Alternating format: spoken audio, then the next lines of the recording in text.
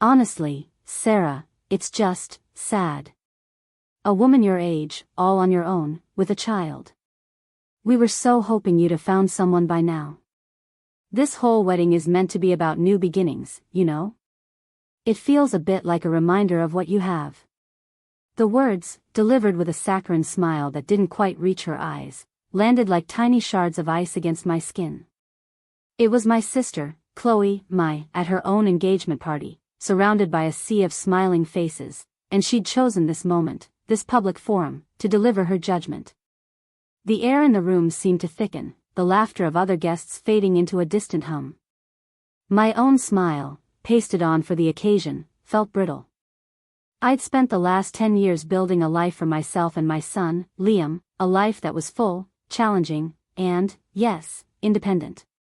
But to Chloe, and clearly to her fiancé, Mark, it was a narrative of failure. My usual routine was a carefully orchestrated ballet of efficiency. Wake before dawn, Liam's lunchbox packed while the coffee brewed, a quick scan of emails before Liam's sleepy footsteps announced his arrival. My job as a freelance editor afforded me flexibility, but it also meant the constant hum of financial responsibility, the mental load of homework help and doctor's appointments, all layered over the professional demands. It was a life built on grit and a fierce, protective love for my son. I'd learned to anticipate problems, to find solutions before they truly surfaced, to exist in a state of perpetual readiness. This readiness, however, was not something I advertised. It was a private strength, forged in necessity. Chloe, on the other hand, had always navigated life with a different compass. Hers pointed towards ease, towards expectation, towards a future already mapped out by her parents' modest prosperity. Her relationships had been a revolving door of perfectly acceptable, if uninspiring, young men, each one vetted for their potential to maintain the status quo. Mine, since Liam's father had vanished before his birth, had been a carefully guarded secret. There was no drama, no scandal, just a quiet decision to protect my son from the uncertainty of a fleeting presence. But that quiet decision, it seemed, was a source of endless fascination and, apparently, pity, for my sister. There was that time, years ago, when Liam was still in preschool. Chloe had been complaining about a minor disagreement with her then-boyfriend.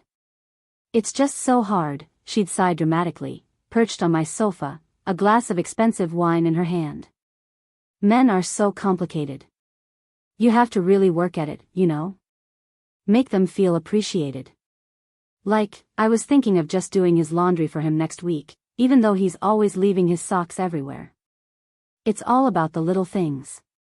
I'd bitten back a smile, remembering the mountain of Liam's tiny socks I'd sorted that very morning, the hours I'd spent patiently explaining to him why his father wasn't coming home. "It's just a phase," I'd said instead, offering her a sympathetic nod. She hadn't noticed the weariness in my voice. Or the time my car broke down on the way to pick Liam up from school. I'd called Chloe, hoping she might be able to ferry him home while I dealt with the mechanic. "Oh, Sarah, I'm so sorry, but I'm in the middle of a pedicure and the technician is so good at cuticle work. Can't you get a taxi? Or maybe Liam's teacher could keep him a bit longer." The casual dismissal, the utter lack of empathy, had stung, but it was also a familiar tune. I'd managed the situation, as I always did, Liam arriving home safe and sound, albeit a little later than usual. Each instance was a tiny chip in the veneer of familial affection, revealing the self-absorption and entitlement that lay beneath. I learned to keep my struggles private, to present a calm facade, a carefully constructed image of a woman who had it all together.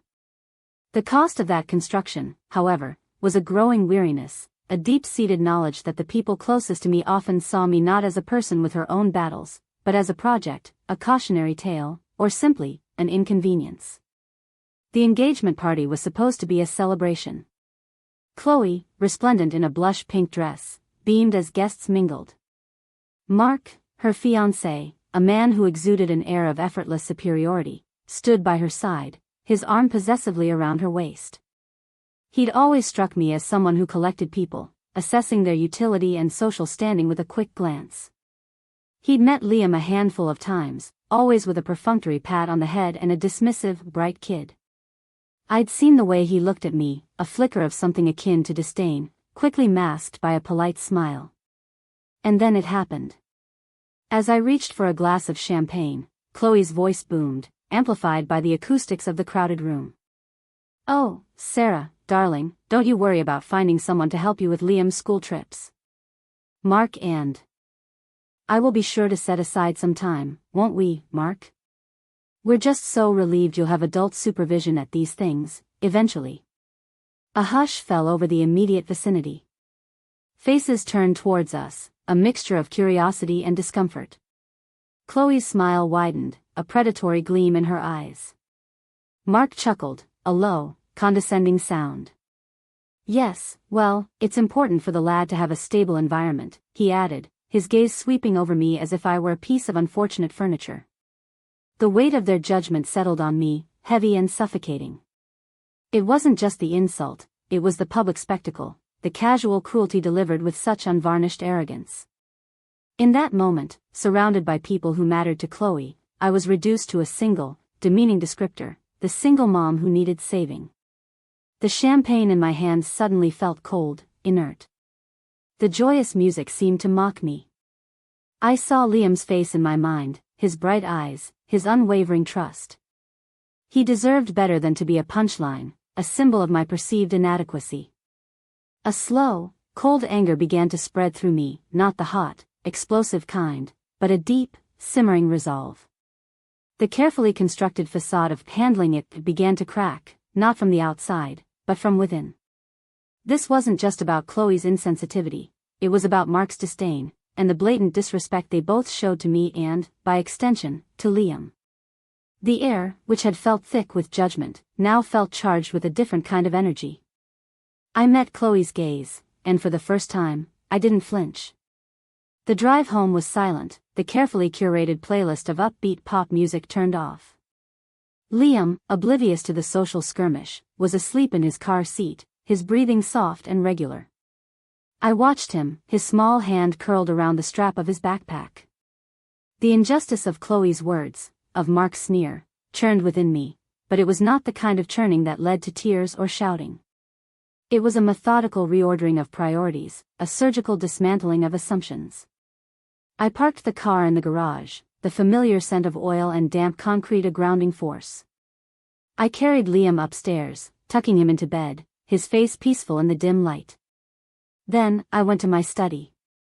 The room was a testament to my work, stacks of manuscripts, a well-worn laptop, a corkboard covered in notes and deadlines. I opened a locked drawer and retrieved a thick, manila envelope. Inside were documents I hadn't looked at in years. They were old. Very old. The next morning, I woke at my usual time. Liam's lunch was packed. His clothes were laid out. The house was quiet, orderly. I made a pot of coffee and sat at the kitchen table, the manila envelope beside me. I didn't call anyone. I didn't text. I simply opened the envelope. There were a few key items. An old letter, dated nearly 15 years ago, a deeply embarrassing and poorly written confession of youthful indiscretion from Chloe, detailing an affair she'd had while living with her then-boyfriend.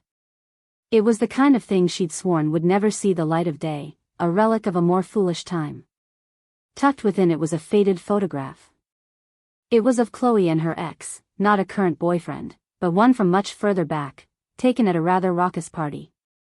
The details were sketchy, but the implication was clear. And then there was the last item, a scanned copy of a prenuptial agreement, painstakingly drafted by Chloe's parents for a previous, ill-fated engagement, an agreement that was unusually comprehensive and contained a rather specific clause about, shall we say, undisclosed premarital liabilities. I traced the signature with my finger, Chloe's signature, signed in a confident, looping script. It had been buried for years, forgotten by everyone but me. My phone buzzed. It was Chloe. "Sarah, where were you? You left so early. Mark and I were looking for you." I didn't reply. Another buzz. "Mark. Sarah, Chloe's a bit upset. You stormed out. Everything okay?" I still didn't reply. The silence, I knew, was more potent than any frantic explanation. The following days were a whirlwind of frantic calls, bewildered texts, and urgent voicemails. Chloe, predictably, was beside herself. "You ruined everything.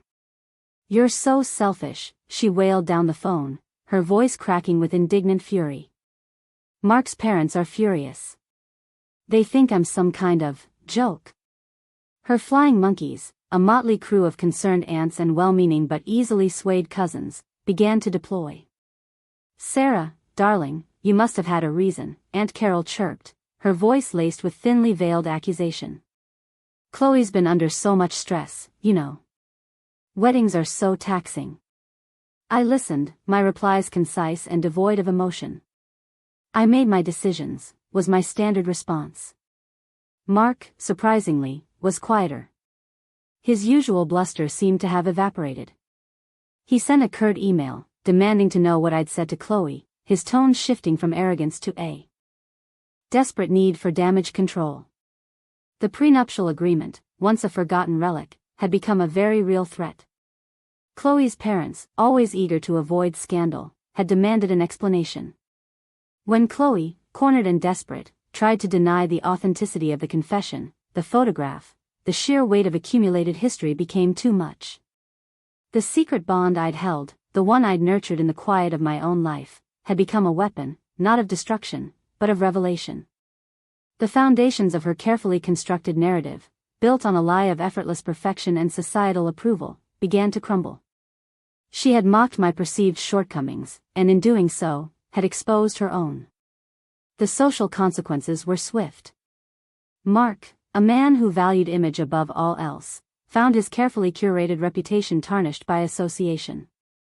Whispers followed them, not of envy, but of something far more damaging, a lack of authenticity, a history of deceit. Chloe, stripped of her perfect facade, was left to grapple with the fallout, the pity replaced by a colder, harder judgment. And me? I returned to my routine. Liam's lunch was packed. His clothes were laid out. The house was quiet, orderly. The silence was not empty, it was filled with the quiet hum of a life lived on my own terms, a life built not on grand pronouncements, but on the unwavering strength of quiet resolve.